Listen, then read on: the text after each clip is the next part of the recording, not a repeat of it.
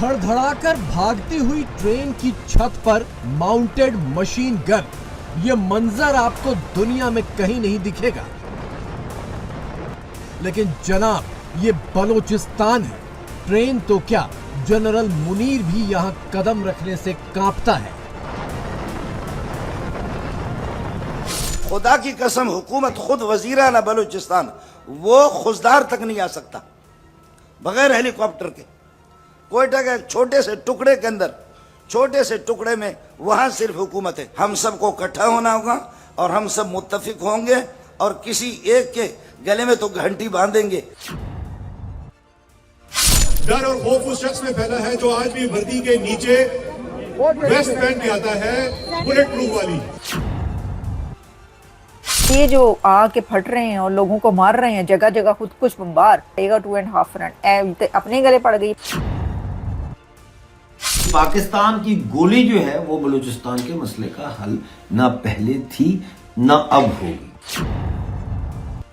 वो वीक तो नहीं, एक अच्छी खासी स्ट्रेंथ उनके पास अब भी मौजूद है, जिसके थ्रू वो स्टेट और जो स्टेट के इदारे हैं उनको वो निशाना बनाते हैं।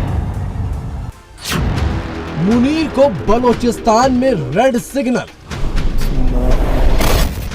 पीटीपी ने एक ताजा वीडियो जारी करके जनरल मुनीर के गुर्गों का धुआं निकाल दिया है।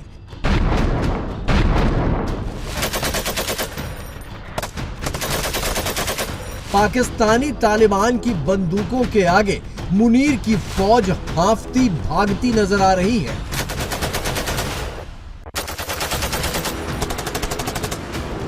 लेकिन बंदूक का असली वीडियो तो बलोचिस्तान से आया है, जहां एक ट्रेन के ऊपर मशीन गन के साथ मुनीर का फौजी तैनात है।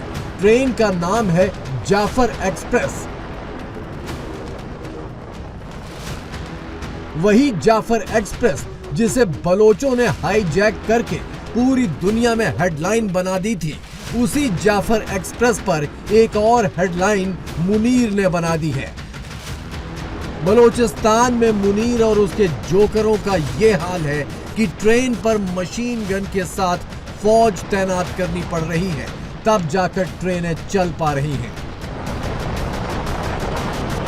जब से ये मुल्क कायम हुआ है, इस मुल्क में बेहतरी कब आई? बदतर से बदतर, बदतर से बदतर, बदतर से बदतर। हमारी हुकूमत का अंदाजा इससे आप लगाए, हुकूमत का अंदाजा बेबसी का इससे लगाए। खैबर पख्तून में और बलोचिस्तान में आप कुछ भी कर ले, बखुदा मगरिब के नमाज के बाद कोयटा कोई मौलवी चल करके मुझे दिखा दे, खुदा की कसम, हुकूमत खुद वजीराना बलूचिस्तान वो खुशदार तक नहीं आ सकता बगैर हेलीकॉप्टर के। कोयटा के छोटे से टुकड़े के अंदर, छोटे से टुकड़े में, वहां सिर्फ हुकूमत है, नहीं है। हमारे फौजी भाई जो हमारे मुसलमान हैं, हमारे मुल्क का अजीम सरमाया, उनको कौन मरवा रहा है? इसलिए मेरी गुजारिश है, हमें मुत्तफिक होने की जरूरत है। हमें खारिजी कह करके हम अपने हजारों मुसलमानों को मरवा रहे हैं। उस मौलवी की दीनी हैसियत क्या है जो किसी को मशवरा दे दे कि यह खारिजी है? आपके 75-80 साल गुजर गए खुदा से कुश्ती की। जो बदमाश हुकूमत अगर बात न समझे तो मकतूबात के अंदर फिर हड़ताल भी आप करेंगे, धरना भी देंगे। हम सबको इकट्ठा होना होगा और हम सब मुत्तफिक होंगे और किसी एक के गले में तो घंटी बांधेंगे। मुनीर ने मशीन गन तो तैनात कर दी, लेकिन बलोचिस्तान में काम ये भी नहीं आ रही। बलोचिस्तान की राजधानी क्वेटा आने जाने वाली सभी ट्रेन सस्पेंड कर दी गई हैं। जाफर एक्सप्रेस, बोलान मेल, चमन एक्सप्रेस जैसी लंबी दूरी की सभी ट्रेनें, मालगाड़ियां अगले आदेश तक रोक दी गई हैं। इसके पीछे बड़े हमले के खुफिया इनपुट का हवाला दिया गया है। पाकिस्तानी फोर्सेस के 205 अहलकार 2025 में सिर्फ बलूचिस्तान में हलाक हुए हैं। ये सरकारी रिपोर्ट है, हालांकि इससे कहीं ज्यादा हुए हैं। इस रिपोर्ट से एक तो ये बात वाज़ेह होती है कि सिक्योरिटी वाले जो है वो तस्लीम तो कर रहे हैं ना कि मरे हैं उनके लोग। अब कितने मरे हैं ये डिबेटेबल है। बलूचिस्तान के मसले का हल गोली नहीं है, और ये बात मैं पाकिस्तान की तरफ को देख के कह रहा हूं। यानी पाकिस्तान की गोली जो है वो बलूचिस्तान के मसले का हल ना पहले थी ना अब होगी। तो इसलिए देखते हैं कि अब 2026 में क्या होता है। सिर्फ बलोचिस्तान नहीं, जनरल मुनीर की हालत एक और राज्य खैबर पख्तूनख्वा यानी पठान लैंड में भी पतली है। यहाँ टीटीपी की हुकूमत चलती है। टीटीपी ने वजीरिस्तान में हमले का डिटेल वीडियो जारी किया है। यह हमला आर्मी कैंप पर 3 दिन पहले हुआ था, जिसमें 23 से ज्यादा फौजी मारे गए थे। हमले का वीडियो जारी करके टीटीपी ने मुनीर के चेहरे पर तमाचा जड़ दिया है।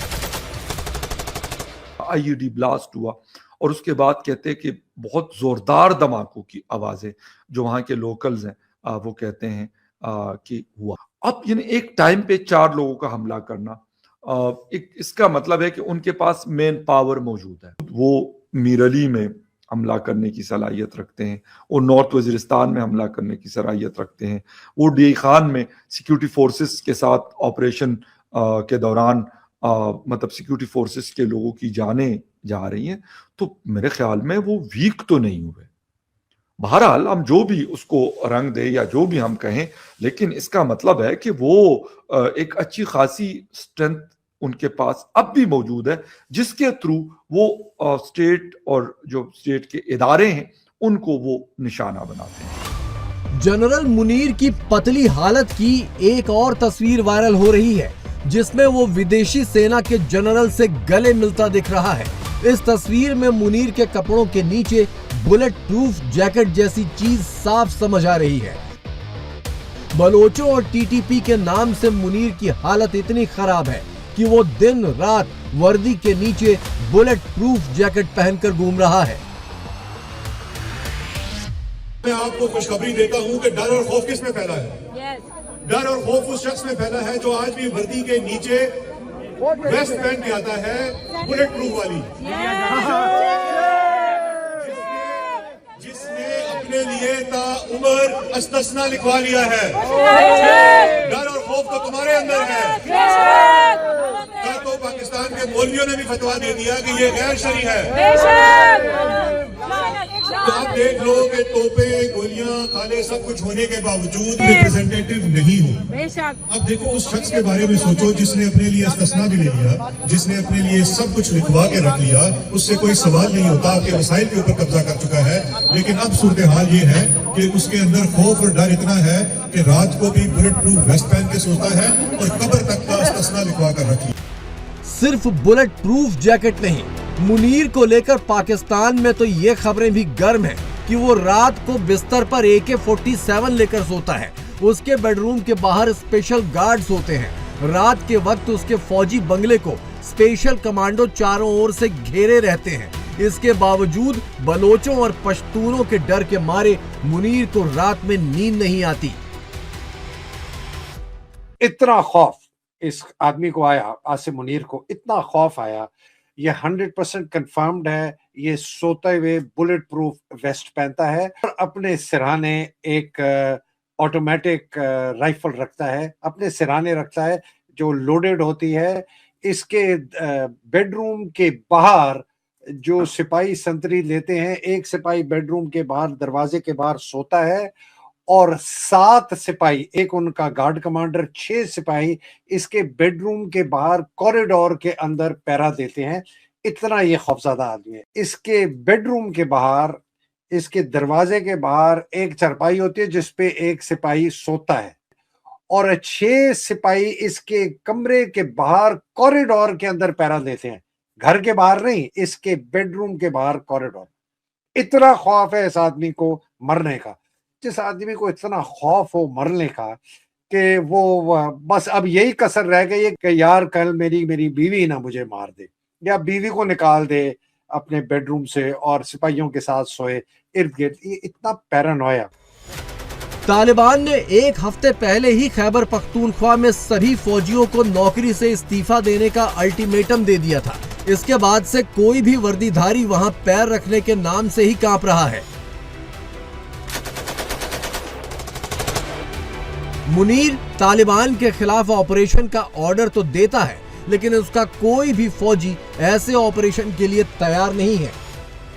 ये जो आके फट रहे हैं और लोगों को मार रहे हैं जगह जगह, खुद कुछ बम्बार, ये तो कर ही रहे हैं। क्या करें? आप बस इंतजार करें, किसी भी लम्हे पाकिस्तान ने अफगानिस्तान पर हमला कर दिए, खबर आने वाली है, या अफगानिस्तान ने पाकिस्तान के ऊपर हमला कर दी, खबर आने वाली। ये तो 2.5 फ्रंट वॉर आपके लिए बन गई है, पाकिस्तान के लिए। अब तो भारत तो अफगानिस्तान के साथ खड़ा है, अफगानिस्तान भारत के साथ खड़ा है। उनकी करना तुसी, आपने तो उनको कह रहे थे कि जी आपकी तरफ 2 फ्रंट वॉर, आप जरा लड़के दिखाइएगा 2.5 फ्रंट, अपने गले पड़ गई। 2 फ्रंट कहिए या 2.5 फ्रंट कहिए, ऐसी तस्वीरें जीता जागता सबूत है कि मुनीर अपनी ही जमीन में हर फ्रंट पर मात खा रहा है। पाकिस्तानी फौज की हैसियत बलूचिस्तान और खैबर पख्तूनख्वा में ढेले भर की नहीं रह गई, लिहाजा ये दोनों सूबे ज्यादा दिनों तक पाकिस्तान के नक्शे में भी नहीं दिखेंगे। 2025 में मुनीर भले ही पाकिस्तान का पहला चीफ ऑफ डिफेंस फोर्सेस यानी बादशाह बन गया, लेकिन 2026 में पाकिस्तान ही नहीं रहेगा, ये साफ दिख रहा है। फिर कहां का बादशाह और कैसी बादशाहत?